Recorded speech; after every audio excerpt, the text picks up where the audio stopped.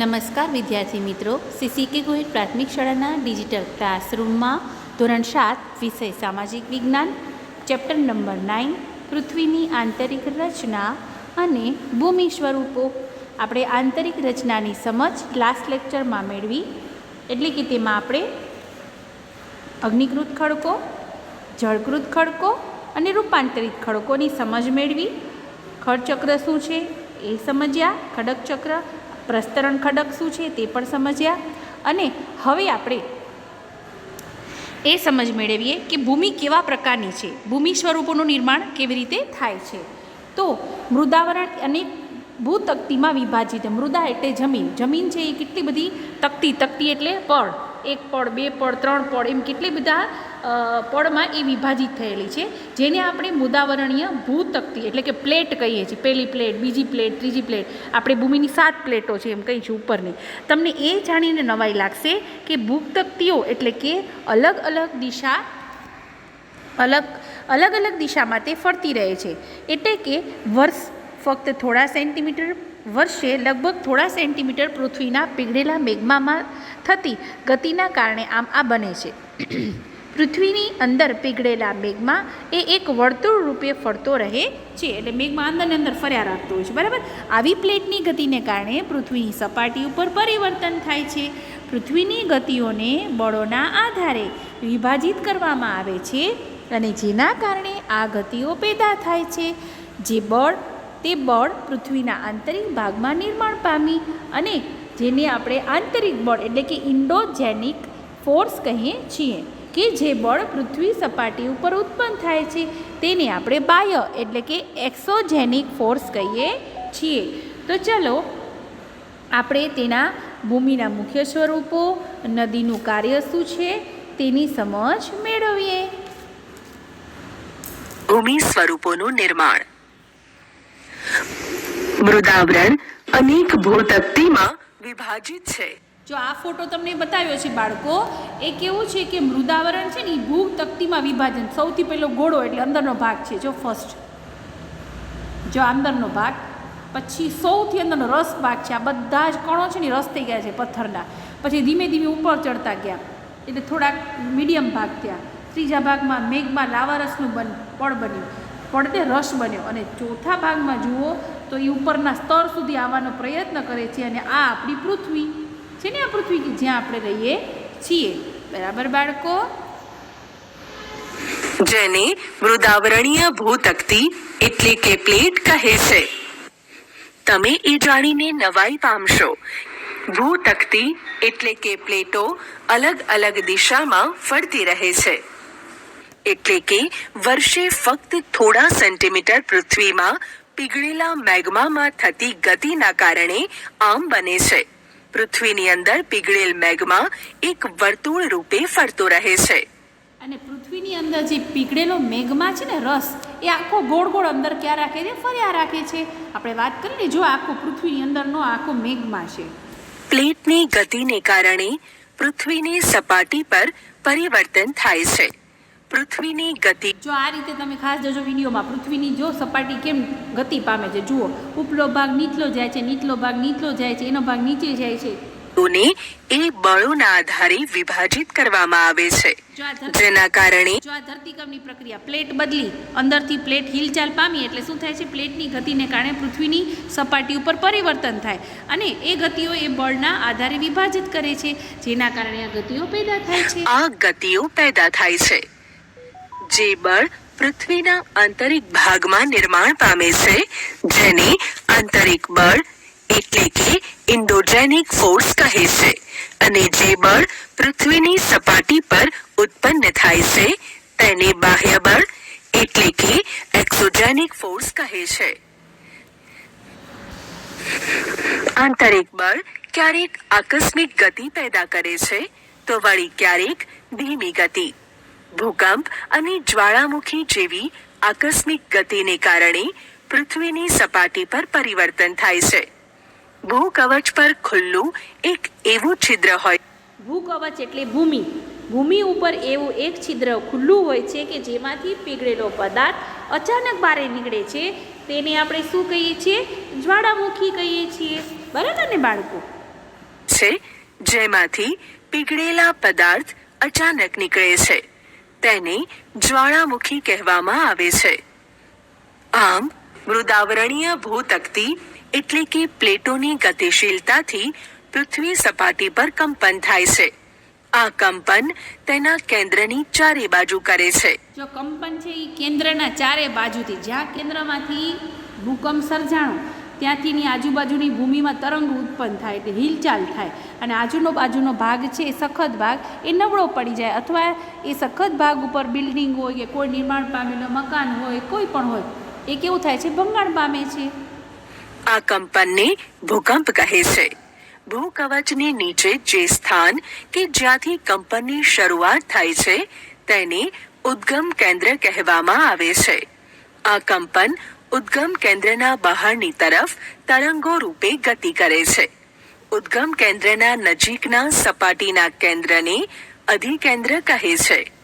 જો આ ઉદ્ગમ કેન્દ્ર કે જ્યાંથી ભૂકંપ શરૂ થયો છે એનાથી સપાટીના ભાગ સુધી પહોંચે છે એને અધિકેન્દ્ર કહે છે. નિર્ગમન કેન્દ્ર એટલે કે અધિકેન્દ્રના સૌથી નજીકના ભાગમાં સૌથી વધુ નુકસાન થાય છે, અને અધિકેન્દ્રથી અંતર વધવાની સાથે ભૂકંપની તીવ્રતા, જો એ અધિકેન્દ્રથી નજીક હોય ત્યાં સૌથી વધારે નુકસાન થાય, એ ભાગ ફાટી જાય છે, અથવા એનું પડ ખુલી જાય છે, અથવા ત્યાં ઉપર કોઈ બિલ્ડિંગોનું ચણતર છે તો એનું ભંગાણ પામી અને બ્રેક થઈ જાય છે, એટલે કે તૂટી જાય છે. અને દૂર વિસ્તાર છે ત્યાં ઓછું નુકસાન થાય છે, ધીરે ધીરે ઓછી થઈ જાય છે.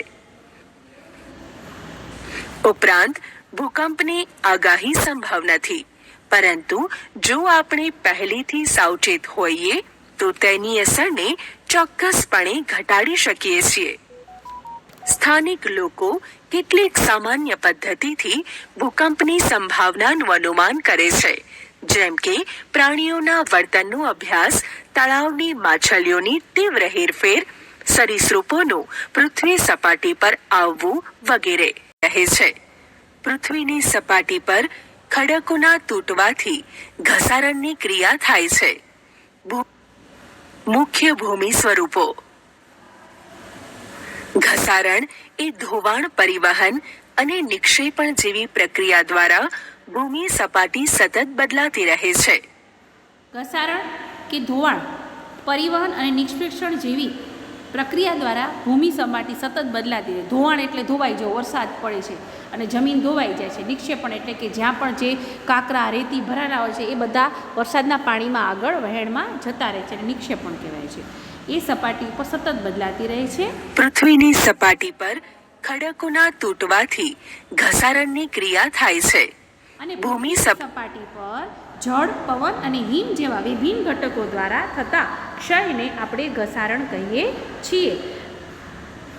પવન, જળ વગેરે ઘસારણયુક્ત પદાર્થને એક સ્થળેથી બીજા સ્થળે લઈ જાય છે તેને આપણે પરિવહન કહીએ છીએ. તે પદાર્થોનું અન્યત્ર નિક્ષેપણ કરે છે. ઘસારણથી નિક્ષેપણ સુધીની આ પ્રક્રિયા પૃથ્વીની સપાટી પર વિભિન્ન ભૂમિ સ્વરૂપોનું નિર્માણ કરે સપાટી પર જળ, પવન અને હિમ જેવા વિભિન્ન ઘટકો દ્વારા થતા ક્ષયને ઘસારણ કહીએ છીએ. પવન, જળ વગેરે ઘસારણયુક્ત પદાર્થોને એક સ્થળેથી બીજા સ્થળે લઈ જાય છે તેને પરિવહન કહે છે, અને તે પદાર્થોનું અન્યત્ર નિક્ષેપણ કરે છે. ઘસારણથી નિક્ષેપણ સુધીની આ પ્રક્રિયા પૃથ્વીની સપાટી પર વિભિન્ન ભૂમિ સ્વરૂપોનું નિર્માણ કરે છે.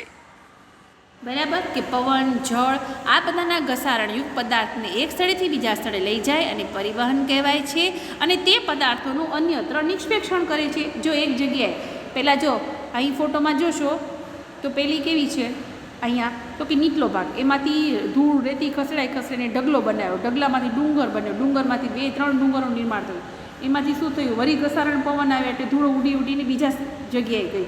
એ રીતે આ જુઓ, અહીંથી આ ડુંવા રૂપે, ડુંવાથી નાના નાના ડુંગરો રૂપે, બરાબર. આ રીતે જ પૃથ્વીનું જુઓ અલગ અલગ રીતે એક સ્થળેથી બીજા સ્થળેનું પરિવહન થાય છે અને અન્યત્ર નિક્ષેપણ થાય છે, બરાબર. નદીનું કાર્ય. જો નદીનું કાર્ય કેવું છે તો કે નદીના પાણીથી જમીનનું ઘસારણ થાય છે. જ્યારે નદી નક્કર ખડક પરથી સીધા ઢોળાવાવાળી ખીણ કે નીચાણવાળા ભૂમિમાં પડે છે તો તેને જળ પ્રપાત કે જળધોધ કહેવાય છે. આ મોસ્ટ ઇમ્પોર્ટન્ટ છે. તમને 10મા ધોરણમાં પણ આખો આ ટોપિક પૂછાય છે કે નદીનું કાર્ય શું છે. તો કે નદીના પાણીથી જમીનનું ઘસારણ થાય છે.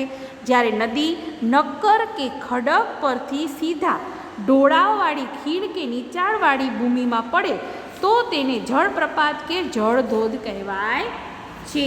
જ્યારે નદી છે એ મેદાનીય ક્ષેત્રમાં પ્રવેશે છે, એટલે કે મેદાનવાળા ક્ષેત્રમાં પ્રવેશી તો તે વળાંકવાળા માર્ગ પર વહેવા લાગે છે.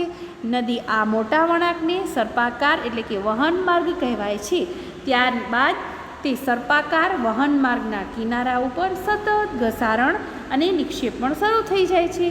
જ્યારે સર્પાકાર વળાંકનો સમય જતાં ખૂબ જ નજીક આવી જતાં લગભગ ઘોડાની નાળ આકાર કે વર્તુળાકાર ધારણ કરે છે.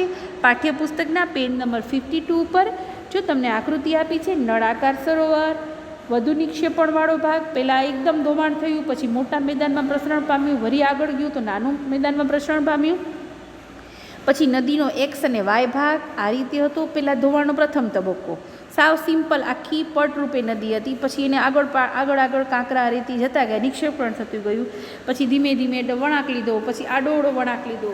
હા, આ રીતે એ સર્પાકાર વહન માર્ગમાં ફેરવાય છે. નદીના પાણીથી જમીનનો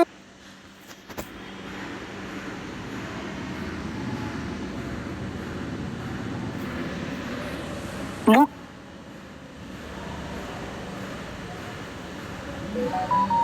ક્યારેક નદી પોતાના કિનારાથી બહાર વહી રહી જાય છે અને નદી કરે છે. આ અવસ્થામાં જ્યારે નદી સર્પાકાર વહન માર્ગ કહે છે. સીધા ઢોળાવવાળી ખીણ કે નદીનું કાર્ય.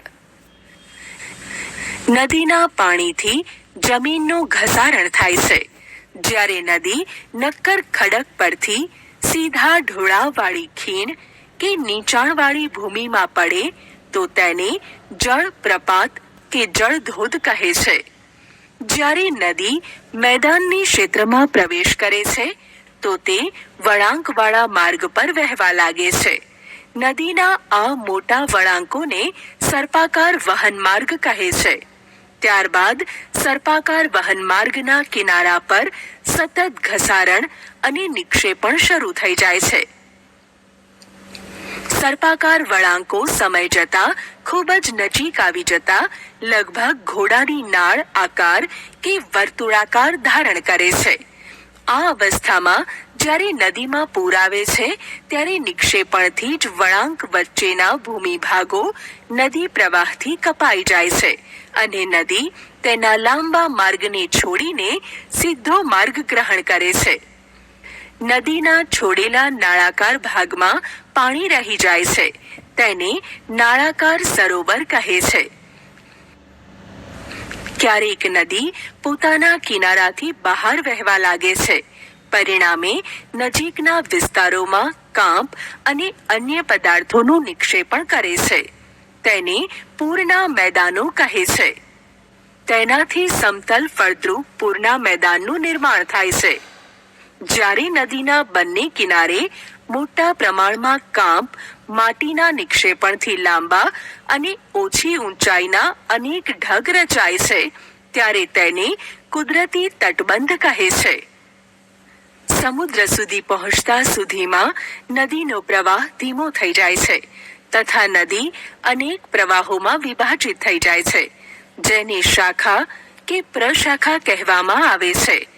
અહીં નદીની ગતિ ધીમી થઈ જાય છે કે તે પોતાની સાથે લાવેલ કાંપ, રેતી, માટી અને અન્ય પદાર્થોનું નિક્ષેપણ કરવા લાગે છે. દરેક શાખા પ્રશાખા પોતાના મુખનું નિર્માણ કરે છે. બધા મુખોના નિક્ષેપણના જથ્થાથી મુખ ત્રિકોણ એટલે કે ડેલ્ટાનું નિર્માણ થાય છે. સમુદ્ર મોજાનું કાર્ય. વિદ્યાર્થી મિત્રો, આપણે અહીં સુધી સુંદર મજાના સર્પાકાર વહન માર્ગ, છોડેલા નળાકાર ભાગમાં પાણી રહી જાય છે નદીના, પૂરના મેદાન અને કુદરતી તટીબંધની સમજ મેળવી. અહીં સુધી પાઠ્યપુસ્તકના પેજ નંબર 52 પર આપેલું આખો પેરેગ્રાફ ધ્યાનથી સમજજો. આકૃતિ આપેલી છે નળાકાર સરોવરની રચના અને પૂરના મેદાન અને તટબંધ, એની સમજ મેળવજો, શાંતિથી જોજો અને યાદ રાખજો. આવતીકાલે આપણે ઝૂમ લેક્ચરમાં આજ ભૂમિ સ્વરૂપોનું નિર્માણ, એના મુખ્ય ભૂમિ સ્વરૂપો, નદીનું કાર્ય એ સમજીશું. બરાબર, આપણે નેક્સ્ટ લેક્ચરમાં આગળ મળીશું. Good bye, have a nice day.